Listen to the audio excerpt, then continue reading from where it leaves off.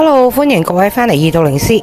今日我哋帶大家睇下一間最近喺 Flat 度非常之紅嘅廟，就係蠔涌嘅車公廟。咁網上啲人呢就話喺度好有人情味啦，跟住又有人中咗6合彩3獎啦，咁神奇嘅廟我當然要嚟睇下啦。當日一落車，哇，全個人都起雞皮，唔知點解。咁行入去啦，入到去見到呢真係好多人。咁裏邊嘅職員呢，全部亦都好友善、好 nice 嘅。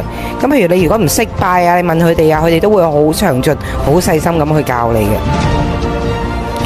蠔涌嘅車公廟呢，就係明代初期已經起好咗噶啦，已經有大約470幾年嘅歷史。佢比起沙田嘅車公廟呢，更加早大約200年嘅，而家已經列為香港嘅1級歷史建築。咁呢間廟呢，佢係二堂式嘅建築物嚟嘅。咁佢附設太歲殿啦，裏邊亦都有擺一啲清朝嘅古物，例如一啲酸枝嘅木橋啊、銅鐘啊、皮鼓咁樣都有嘅。呢間廟其實就算你唔拜神，你都可以嚟參觀下，因為其實佢係一個古蹟啦。佢裏邊好多嘢都其實係一啲古董嚟嘅，例如你去轉嗰個風車啦，嗰個風車都好多年歷史噶啦。而大家都知道香港而家好多廟呢都係唔可以喺大殿裏邊點香啊、化寶啊。